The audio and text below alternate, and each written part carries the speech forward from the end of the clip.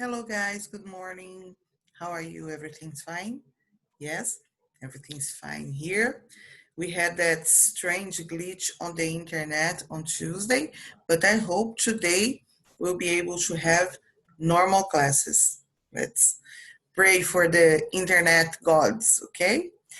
So, what I'm here for today is to correct the exercises on page 57, the C and D, so we can save some time of the class for discussion. Today is listening day, so we have a lot of things to do. Okay, so I will correct exercises C and D on page 57. Let's go. We have already read the texts together, so it should be no problem. So the first is an interpretation of the text. Let me take, because this bar is blocking my view. Just a minute. It's kind of hard to move it. Okay. So, what is the title of the text? What is the title of the text? It's the one, it's around the Wilson ball. So why we mustn't avoid social interaction. I think we have a whole new perspective of it now because of this mandatory isolation. We are forced to stay home now. So how did it change the way you see social interaction? Do you did it change your perspective, guys? It did change mine. I used to avoid going out, avoid going to family things or friends things because I'll still just stay home and chill. Now you can invite me to anything and I'll be there. What does the round icon within the title, within, which is contained inside, refer to? So they're talking about this small ball here. And what does it symbolize? It refers to Wilson, the volleyball from the movie Castaway. That is that movie in Portuguese, I think it's called O Náufrago, starring Tom Hanks. And one thing that you may know is I read an interview of Tom Hanks saying that one of the reasons why he named the ball Wilson is because his wife is Wilson. Her last name is Wilson.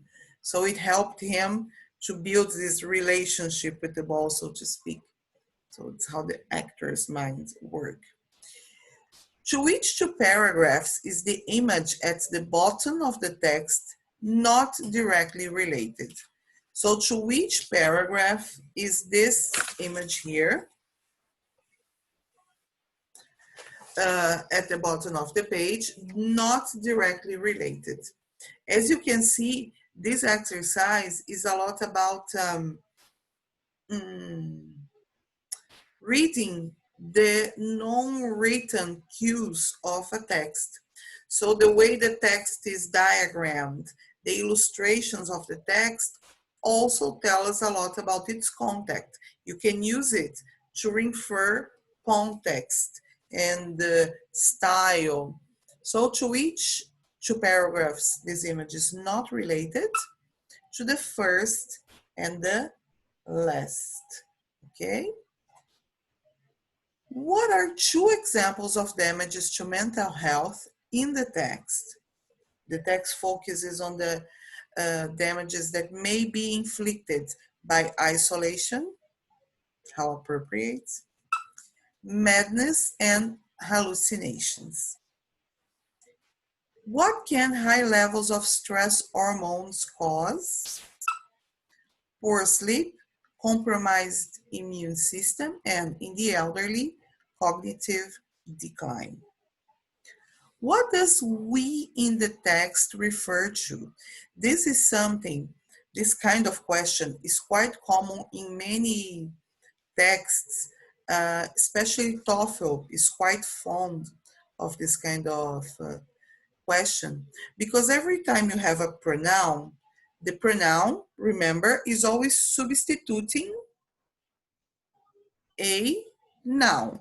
It's substituting the name of a person, a group of person, a situation. So understanding and reading what the pronoun is referring to is a very important part of text comprehension.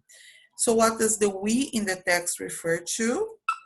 The author and people in general, human beings.